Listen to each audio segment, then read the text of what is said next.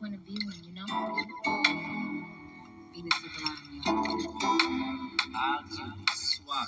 Why you hating? Why you hating on me? Cause I be a reflection of thee, and we deserve unity. You my people when I don't wanna compete, but that mindset only come when you in a complete. Pull away from the world and take a retreat. Then the point where you can go from bitter to sweet. Say it's enough to go around for all of us to eat. Hey y'all, so much love. It's your goddess here, Venus Sublime, and I have some very special guests here that is contributing to the high vibrational vibe for our tribe. And I want to let y'all go around and introduce yourself. What's going on? I'm BC Bay. Here, enjoying the vibes, the high vibes we have here, with Miss Venus Sublime, Brother V. I'm here to learn. I'm a student, so I'm gonna give it up to V, let him demonstrate and explain, demonstrate his side. Introduce himself. Introduce myself. Hi, I'm V. I'm glad to be here. I can't wait to see what is in store for us tonight. We had a beautiful discussion prior to this broadcast, and I'll pass this on to the goddess. I appreciate everybody who's tapped in, tuned in, or who shall be. And yes, my love. Go ahead. Yes. Go ahead. Yes, and the super beings are also here with us, so we cannot, exclude the super beings because they are actually a really big blessing for me.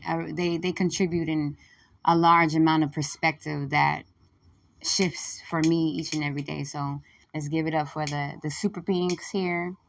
And I actually want to take some time to breathe together. We don't really take too much time to breathe consciously. And our breath is actually a very powerful source of camaraderie for us. Like, our breath should be our best friends, and we really go through life holding our breath for a long period of time and we're not even really aware of it. And that really stifles our raw and powerful expression, because our breath can reach the depths and crevices of our selves, of our body, of our core makeup that nothing else can touch and nothing else can penetrate, but our breaths can. So let's go ahead and take a moment to breathe together. And I want us to breathe, to inhale for 5 seconds and then hold it for 5 seconds. And then we're going to fire breath. Release any dis-ease, any discomfort, any anxiety, any energies that does not belong to us. We're going to release that on a 5 count slowly. So let's go ahead and inhale on 5.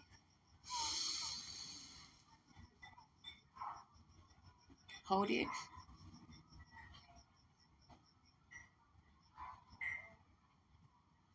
Release slowly.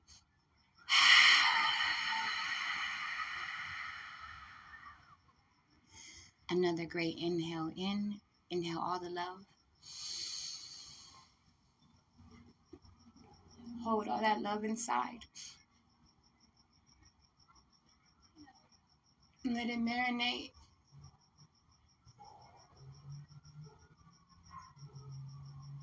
And give that love back to earth.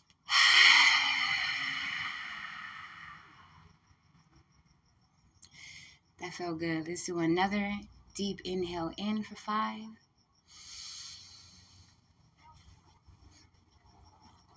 Hold all that love deep inside.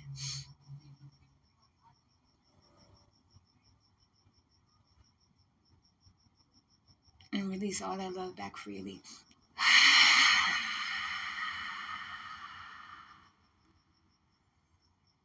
Knowing that we have an abundant supply of love, and love, when we give it out, it shall come back. I say, with no conditions.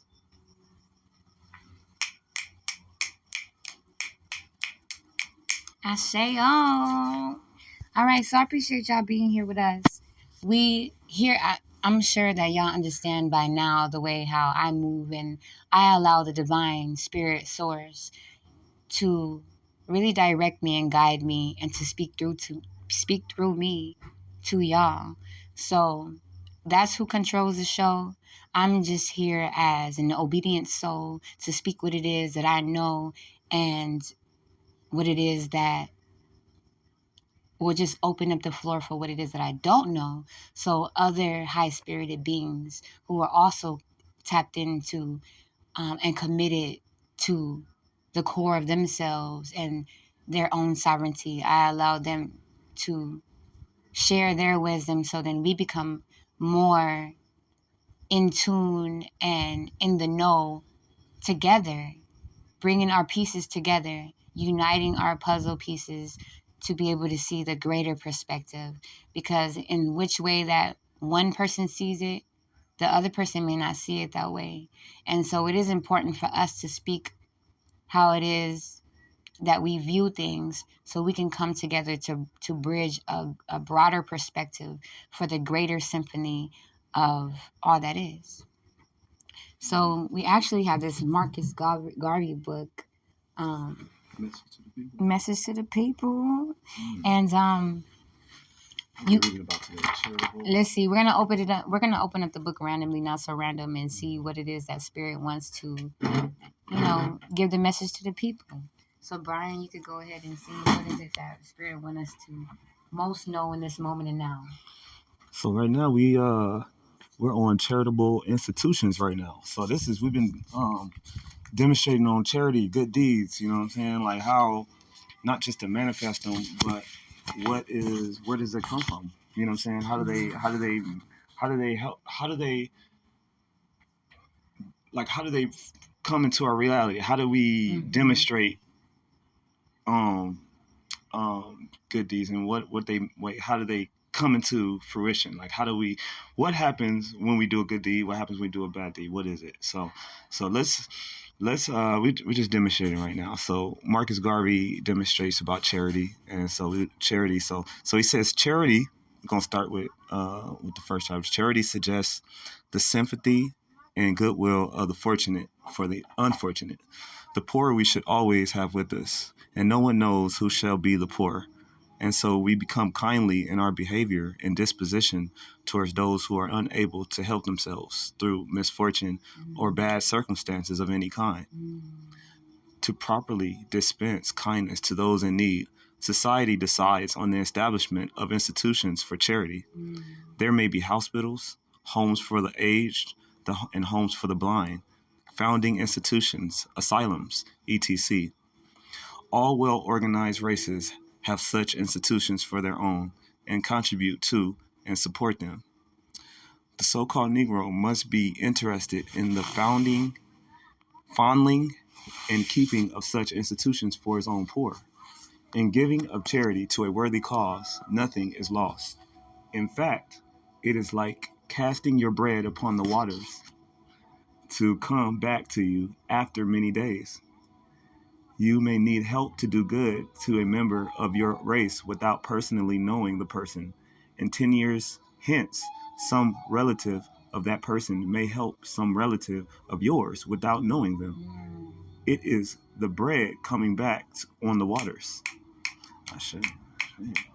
Ashe, that's a perfect demonstration. Whatever you feel, where you feel guided to stop, then that's where you'll stop and then begin the transmission. It says to give charity outside of your race is probably sending it too far away, but to give it within your race is probably to be handing it to your own relative. In fact, charity begins at home, and your race is much nearer to you than a neighboring one. So always find time to bestow charity upon your race, at least first. Every quote-unquote Negro helped from the ground to stand up is another man set on the journey of racial responsibility. Always, when possible, seek to help your Negro brother. Never allow him to fall, because as low down as he goes, he may ultimately pull you down with him. as high up as you can send him, he might ultimately pull you up with him. Let us then push everyone of the race up and not down. It reminds me of, like, they say that we're as weak as our weakest link. You know, like in our tribe or in our family, our team. In your team, you are as weak as the weakest person in your team. And if you try to castrate that person, or you try to harshly judge that person for their specific weaknesses, and you don't try to lend a hand first before you try to condemn them, then that will be a direct demonstration of your true character and the deeds that you're sowing and the returns that you shall receive. That makes a lot of sense. What do you think, V? Oh wow, I think that Marcus Garvey is showing just practical enlightenment. It's very practicality. Right. Why would I go to someone else's house and clean their fridge when my own fridge is dirty? You know, it's like, oh yeah, I helped someone out. I did a good deed, but essentially, I'm not being as effective as possible as an instrument in the world. I'm positioned in my own ethnicity, in my own, and I'm positioned wherever I am in my own country, in my own state, and I have convenient tools like a heart, a mouth, hands, and it's already convenient. What the tools I have is basically the first nature tools that I have. I should use it in the service naturally. Confucius says, keep faithfulness and sincerity as first principles. So it's just like you have to be faithful, practical, and then Marcus Garvey to me also sounds like he's being well-rounded. So being well-rounded to me is a helper for being practical, because he says that once you help those near to you can help others that are near to you. And we're in this world to help fix ourselves ultimately. So therefore, like, those near to us will help us fix ourselves. And once everybody, I guess we don't have to worry about every single thing. Everybody in their jurisdiction, they should take care of what is in their measure. And that would be just the most natural, sincere, faithful, smooth, effective, efficient way of cleaning, of inner development for humanity at large. Yeah. Doing their due diligence. Yes. Yeah, and everyone, like how you say, your I know jurisdiction. I love actually your demonstration or analogy of, I go to my friend's house and clean her fridge, but my fridge needs to be cleaned too. Like, how can I go clean her fridge in my house? I go clean someone else's house and my own house is dirty.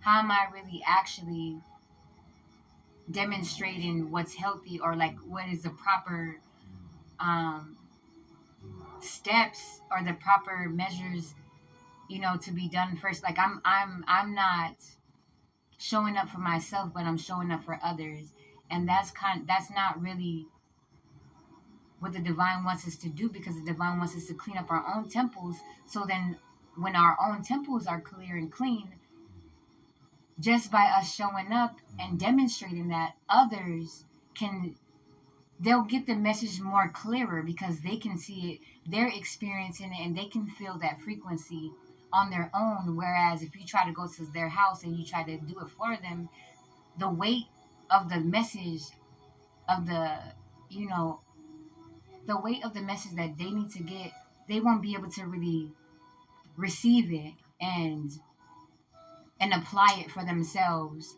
Whereas if they would have went through that situation themselves. So it's kind of like, the way how we help each other is by first helping ourselves. The way how we can cleanse each other's hearts is by cleansing our own hearts. And then when we come into contact with each other, you can feel how cleansed and how clear and how pure my heart is. And it encourages and inspires you to want to do the work too, because sometimes we don't even know that we have so much dirt and grime and bitterness and resentment inside of our hearts until we get around others who are actually doing the work and demonstrating that, and I feel like self-preservation shows us that when we tend to our own garden, then we have enough fruits to share with others, rather than trying to go around and fix and mow everybody else's yard in hopes of abundant fruit to grow in our own yard that we're not even tending to. Mm-hmm.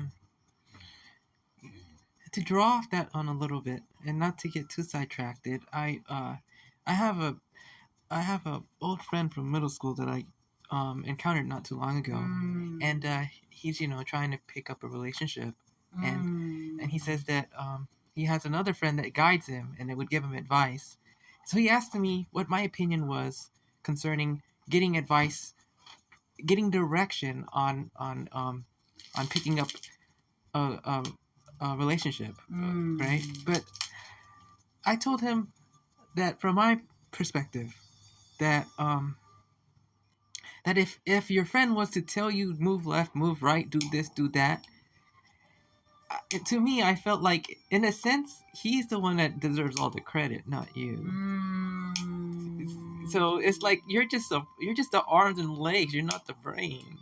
So I said that me, in my opinion, what would be authentic is if you go talk to whoever who knows, and then try to study them, learn as much as possible, and then go out into the field and try yourself to actually succeed on your own. Right. So in a sense, why am I'm trying to draw on the idea that, like, when it comes to Marcus Garvey saying to help those nearest to you first, it's, to me, it's like it's like it's like if oh man, you got it, yeah, you got it, yeah, it's there. It's like we are the main characters of our lives. No, to me, it's more fulfilling that we get to do things on our own. We get to succeed on our own. Then we actually ourselves made it through, in a sense. That makes sense, because isn't that what we're here for? How can we live out and feel and embody our life experiences if we're always looking for a filter, people to filter our experiences, the harsh parts for us, and we don't have the full impact of our own experiences, and we don't get the full knowledge and wisdom gained from actually, having the courage to face them, to face what is before us, to face the quote unquote adversities or opportunities that come to us to demonstrate, our abilities and our capabilities and who we really are. And like you said, it gives us, it's the way how we feel at the end of the day with the choices that we make. So somebody could talk our ears off all day and give us all this beautiful, wonderful advice, right? But at the end of the day, if we're not taking our own soul's advice, then nothing outside of us can fulfill that void. Nothing outside of us can bestow that wisdom upon us. So it's kind of like you can't. It's like having a empty glass of water. Like you can't. How can I give you some water when my water cup hasn't been filled? Or in another sense, how can you save a drowning? Can you save a drowning? If we're all, well, I mean, that's not the best analogy. But it's still, but that's a demonstration of us working it out. Yeah. At the end of the day, you're gonna feel great hopefully, like, essentially, you'll feel good about that you took that time to break it down and figure it out, or just allow the space for you to really feel what's true to you. I feel like the society molds us to kind of depend on the truth of others and not really hone into our true inner guidance system. I yeah. I'm actually what I was trying to say earlier. What I'm trying to edge at, I can't really say it. I can't really simplify what I'm trying to say. I wish I can. You're doing great. But You're doing great.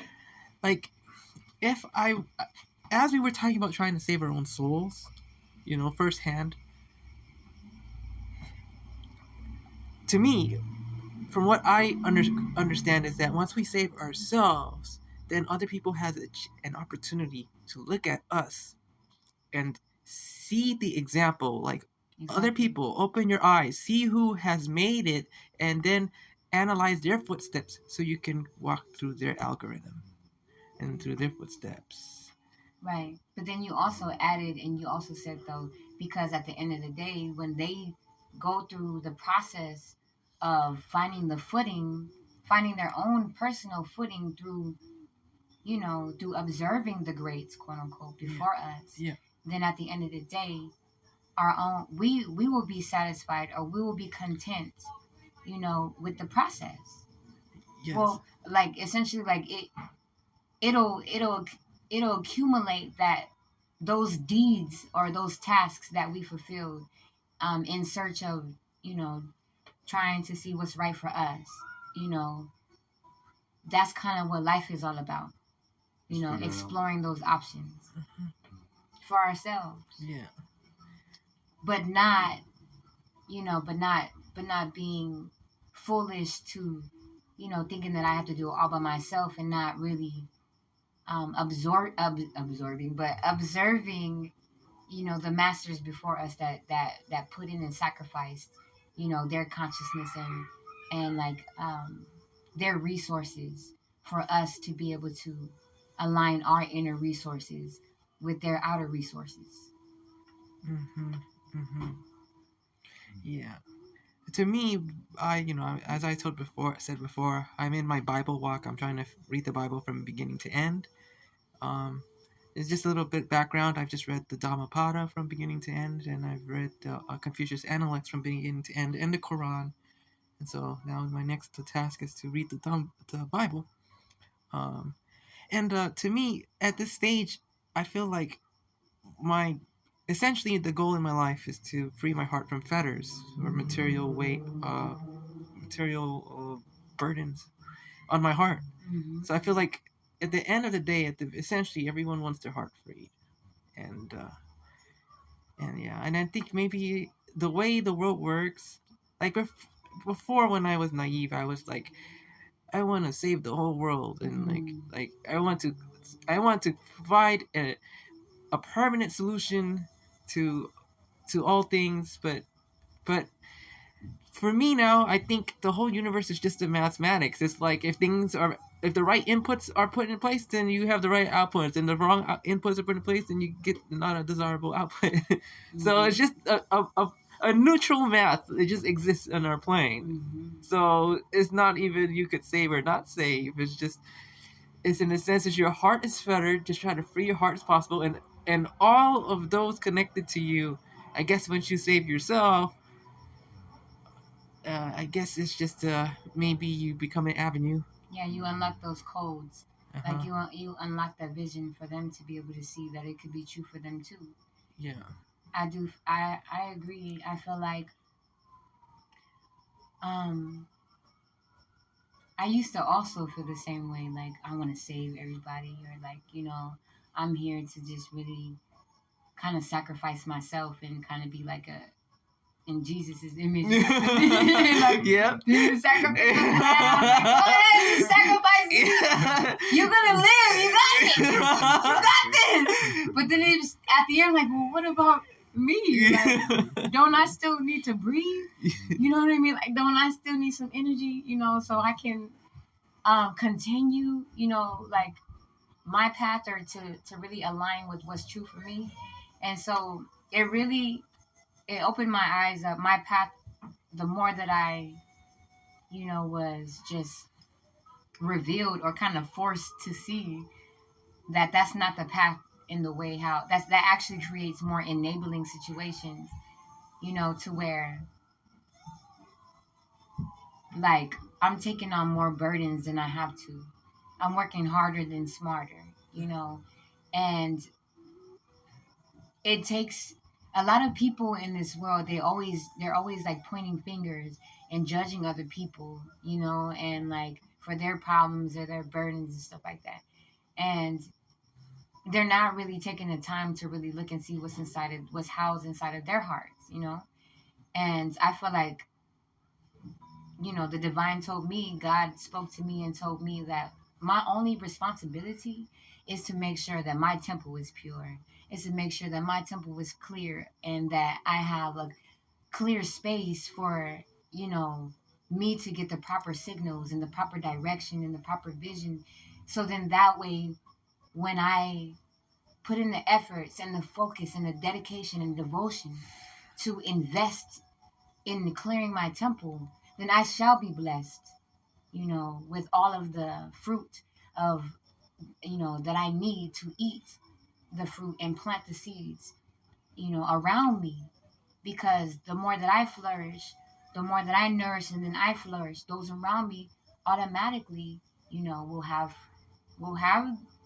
available fruit, So the more that we each one teach one, the more that we take care of our own vessels and we are obedient to staying clear to the divine channel, because we're all quote unquote psychic beings in a way, to where we can, pick up on what to do next. What is next for us? A lot of people, they get caught up in being confused and not knowing what to do because they don't take the time to really, to sit with their temple and to create sacred space within their temple, so then they can get direct guidance from source.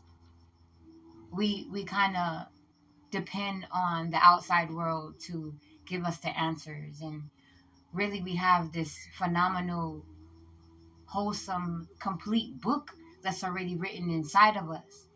But it's hard to read it if our vision is blurry, if our vision is tainted, if our vision is distorted. So it is our responsibility and our duty, our due diligence for us to to be brave enough to sit with what's, those quote unquote demons or anything that is inside of our temple that creates distortion and illusion.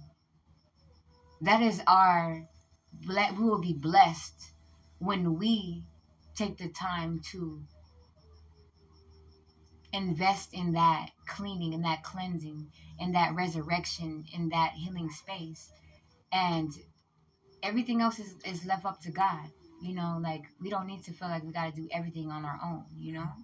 So that's the main thing. Our main priority is to have clean vessels, is to have a clear signal, because God is essentially guiding us and, guided you here today to speak about the things that we're speaking about. And you didn't know, what I mean, you didn't know any details about my journey prior to you stepping forward, stepping presently into this space now. And it just so happened that the pieces that you have that you brought to the table is the exact pieces that brings forth more connecting of the dots in a way, like it's the essential pieces that just by me showing up and just by you showing up, we automatically add that to the pot, Yeah. Yeah. to the divine pot of this divine orchestra. Or the drawing board here. That drawing board as well too. It's the drawing board, so we can come to that drawing conclusion of what's true for us. Yeah. And when we show up in our authentic cleanse, or just our authentic expression, I like to say our soul's tradition, because our hearts and our minds can house energies that don't belong to us. So, like I said, when it's our responsibility, our ability to respond in a proper manner of what we must do to, restore that harmony within ourselves, to cleanse our vessels, so we can get the proper knowledge and the proper direction. That's what I feel, because Just in doing that, you'll be led to the next step gracefully, or like naturally, essentially. You'll be led and guided to where you need to be. If you're doing your work to cleanse your temple and to stay as a clear and pure channel to receive the direct information and knowledge and wisdom and guidance without the distortion of the world, Mm-hmm. the world's views and what the world wants from us and what the world demands. We won't be clouded and pulled in every which way of that current, because we're current in our own currency, building in the own currency that the divine is, abundantly gifting to us. Mm-hmm. So in a sense, are you also like kind of saying that we're creating our own divine spiritual fortress that will stand against the test of times and satanic pressures, etc.? Exactly that. Exactly that. Because we're making the investments. We're making investments of faith in trusting in who's really in what's really in charge. Like the algorithms. If we will what we invest in, we're going to receive that type of those returns. And it's more so energetic. So if I'm saying, I'm energetically investing in something that I don't really believe in, then my reality is going to show that back to me. Mm-hmm. Like that my faith is lacking, or that there's something inside of me that I feel like I'm not deserving of, so I need to go do more cleansing. Mm-hmm. Or I need to become a more clear channel, come back to 0 point and meet God there. So in a sense, that kind of piggyback off of what I said, well, we in a sense, we're also trying to, if we have a spiritual divine fortress like a castle, then we want to connect with other trusted kings and queens of other castles, and block out all the barbarians that want to bring us down to their level. Yeah, they want to eat our bones and use our bones to create fire because they don't have the fire within them burning. They allowed that to dwindle out and die. So they want to use the bones of the god of the quote unquote kings and queens that are sowing deeds, of of truth, yes, of clear vision, redirecting us back to source. You know what I mean? Because if anybody comes to me asking for help, I'm always going to redirect them to their to source. I will always redirect them to their soul's tradition, and not try to have them conform to my soul's tradition, because my system operates in the way that our codes and the way how we read energy and the way that we understand may not be the same way that y'all understand your system and your system. You know what I mean? So who am I to try to make you conform and confide into my own system without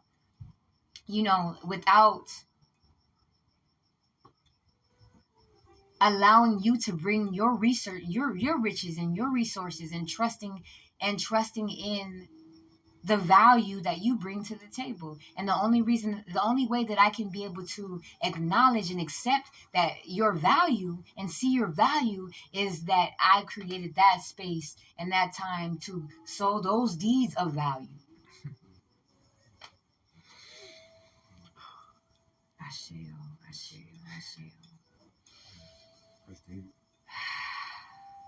So, V, what do you think? Why do you think, or why do you feel that it's important for us to sow good deeds? Or what is a good deed to sow? Can you give me an example of, in your life, what would be a good deed to you and how would that feel? Oh, uh,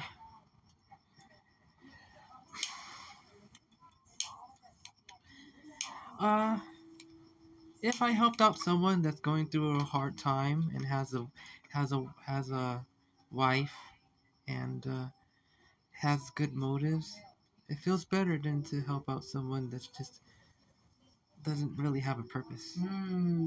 It feels more satisfying inside. If I were to donate to someone who's like, oh, it's a cold night, they need a motel, and then they're not asking much for much, but they're willing to accept any help. And if I helped him, as opposed to some random asker who's full of cravings, full of not he's disorganized, disorderly, without no good direction, and probably under bondage of not so good people. You to give that person $20, it inside doesn't click. It just like, I mean, I test how I feel when I do good deeds. Like, is there an instant self approval in a sense when doing good? I guess I don't know. Yeah, you do know. Yeah. You actually feel it to know it. Yeah. And that's essential, because our intuition is our navigation, our true navigational system. It's like our internal lie detector, in a way. And you can feel in and tap into yourself and be like, okay, well, I feel that to be true. I feel that this will be a great deposit, or, no, I don't feel that to be true. I feel that this will actually be a liability, liability. So I really love that demonstration. And I love how you said it like that, because to me, I kind of heard you say it like in terms of energetics, right? And the laws of energy.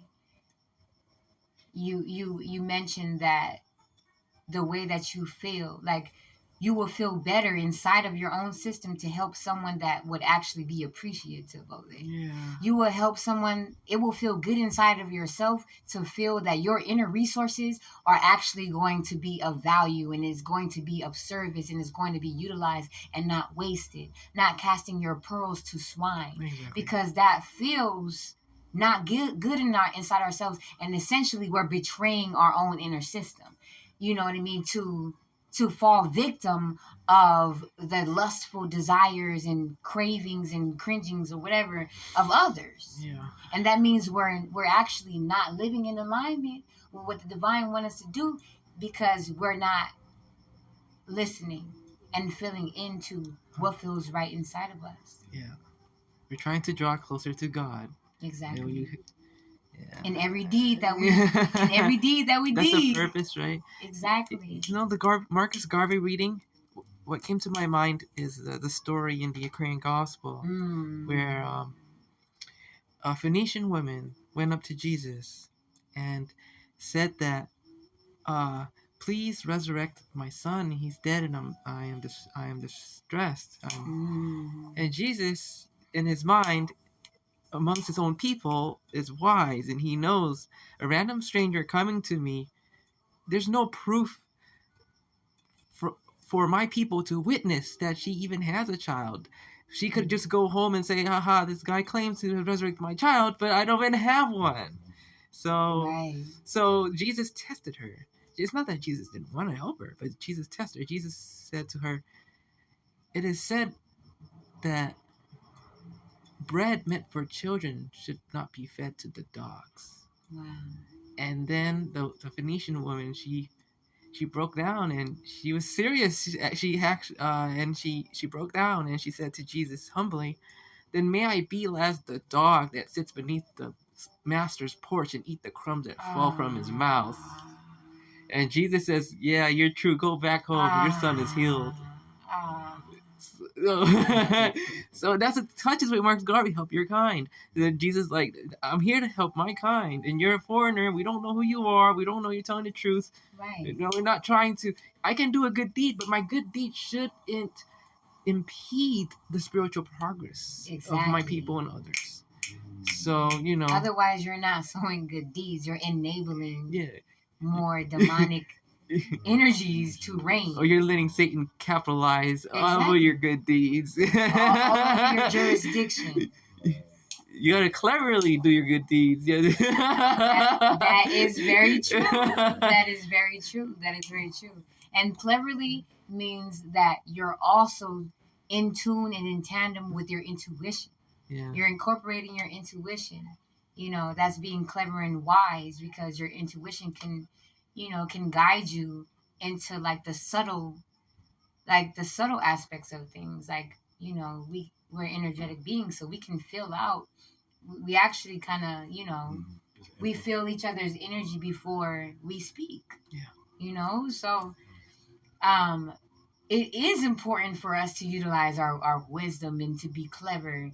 Well, not clever in the way to where we're one upping people, or to where we make it to where it just it's only benefiting us and ourselves, but clever in the way where what you have is valuable, and that you have to make sound and wise choices with it. If you're a queen and you're a king and you have these resources, you've been crowned queen and king for a reason, because you have a certain level of reason and alignment, within your soul and your heart, to make proper decisions that will be fruitful and not wasteful. They tell us to not waste our food, and essentially, if we're wasting our food, we're not going to feel good about ourselves at the end of the day. Yeah. Right? No one is being nourished.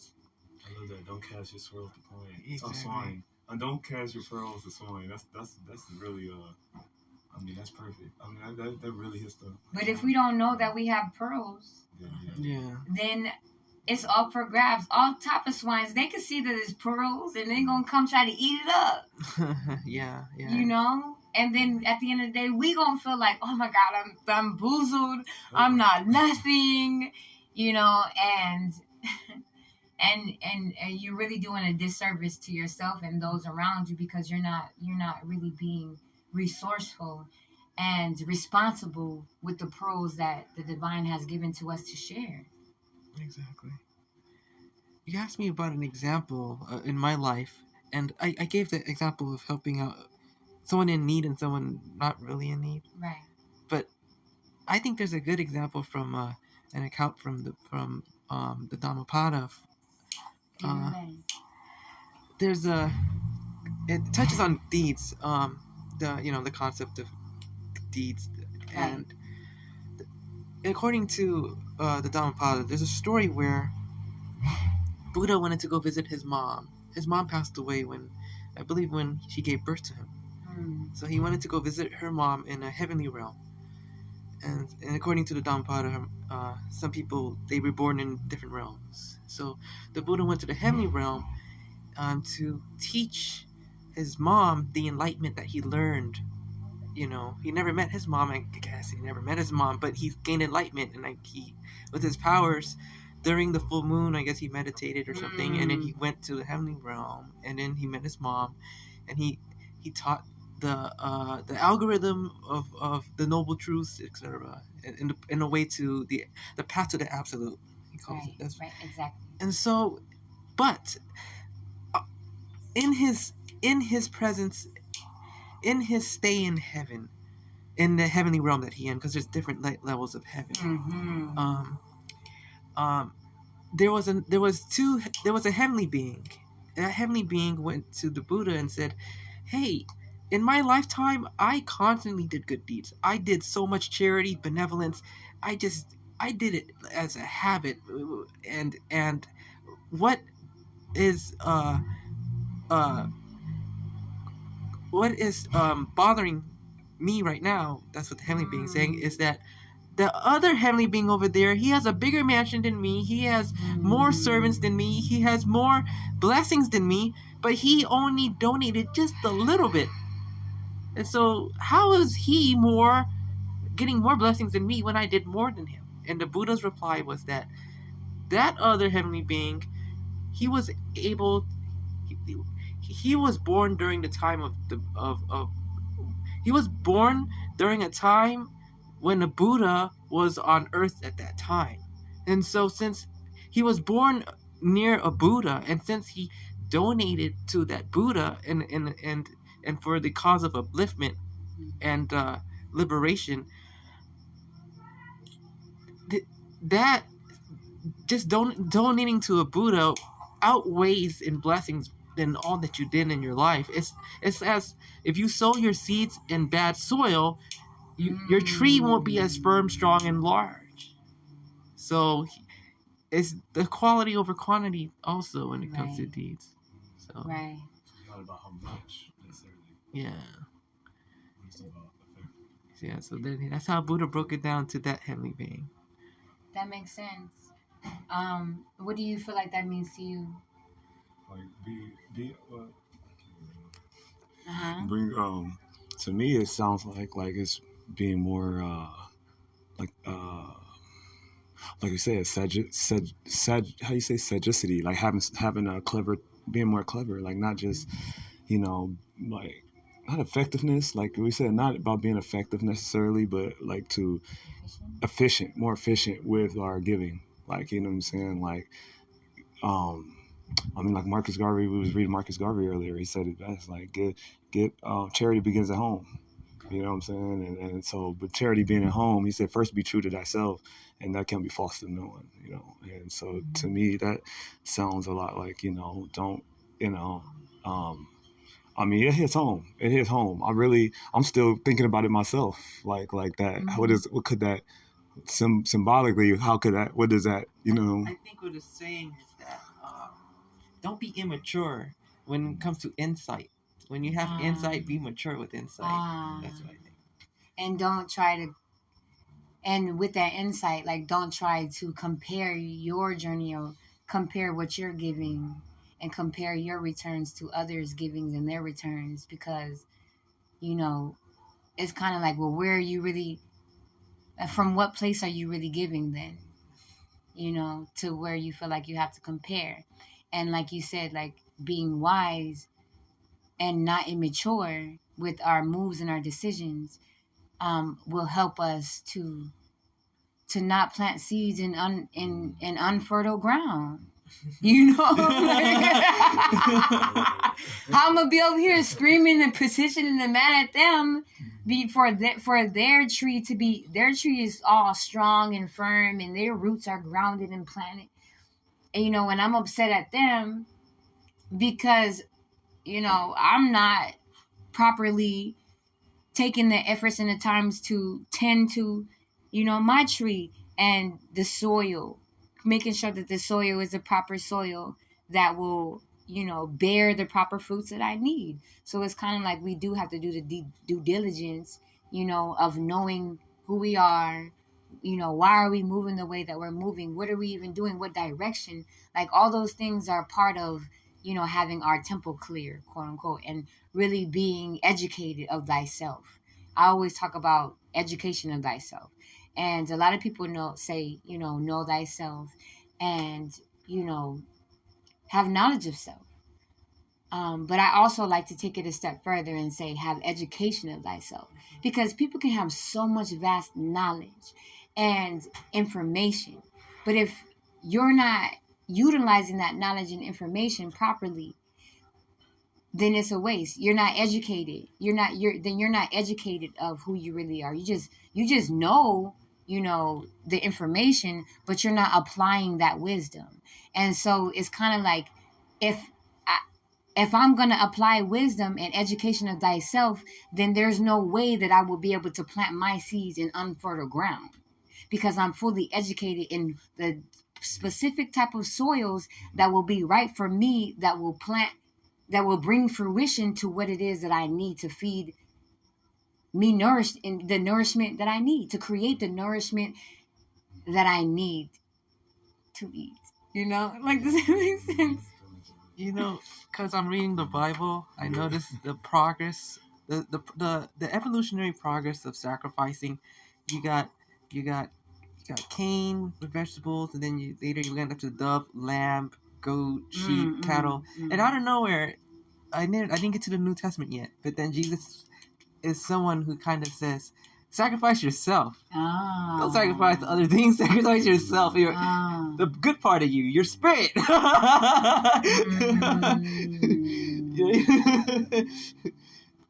In a sense, I guess we're all here to sacrifice ourselves.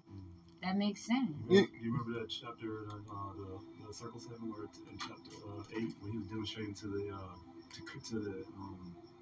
who did he demonstrate? Krishna. Remember, he said Krishna is an empty thing. It's chapter 8. He was demonstrating on the sinful ways of man, and he was saying that he said, don't throw away your. He said, make human hearts your altars. Yeah. And sacrifice your Your love with the fire of love. Sacrifice. Remember that? I remember Yeah, it. Your good deeds yeah. will like an incense, it will reach heaven. Yeah, it would be an answer. I should put that out. Something like May you clarify that one more time? I guess in a sense, Brian was bringing out a story from the Circle 7, and it was just people were being too external. And I guess the goal is not to the goal is not to save. The goal is to to to to fix your own sins within yourself, to meditate, look within yourself, and fix what's wrong within yourself. The goal isn't external. The liberation of your soul doesn't depend on knowing about the layers of the dirt underneath, the rudiments and all that. I mean, Right. they're interesting, and maybe they could be practical towards the service of something large, of course. But They may assist with symbolism to help direct us back to the main source that's within us. Though. Yeah, but we worship we worship soil. That's like idolatry in a sense. Exactly. So an outside source, another outside God, outside of ourselves, outside deity, in a way. Yeah. Right. So essentially, we want to always take it back to source, and it's within ourselves. I do feel like I said, with education of thyself, when you're educated of your own soul and your own inner resources, then you will be thoroughly guided in the way of how to sow those seeds in other people's hearts. Yeah. Properly, in a way where you won't become malnourished, because you're fully educated of all the resources that's within you, and how to distribute them, and how to share them.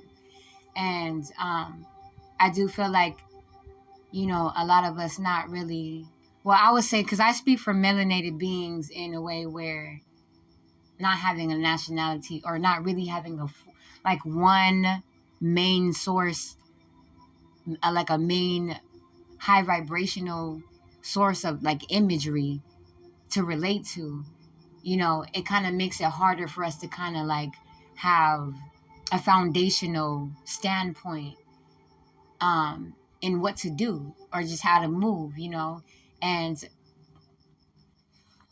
the laws of Ma'at, it kind of helps us to recognize and know. It takes us back into ourselves to know that, in order to really succeed or to really ascend, our heart has to be as light as a feather, and we can only feel that to be true and recognize that and invest in that if we're educated in thyself.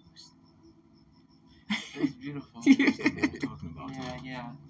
Ashe, oh my goodness, this is so beautiful.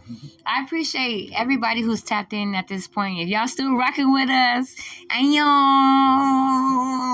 feel the vibrations, feel all the love, you know what I mean? It's so important for us just to hold sacred space for us to not just hear each other out, but to feel each other out, to feel the vibrations, to feel the love, to feel these inner resources that we've actually been tending to on our own prior to us coming together and having this, it's kind of like we're having we're sharing a meal right now together. Like we're having what do they call it? Like a potluck, you know what I mean?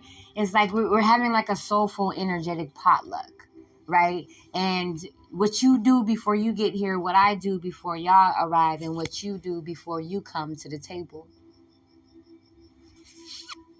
It matters. What were you gonna say? We're sharing deeds. Exactly, we're sharing our deeds. So if we look at it from that perspective, that means that we really are responsible for the deeds that we're investing in, that the deeds that we're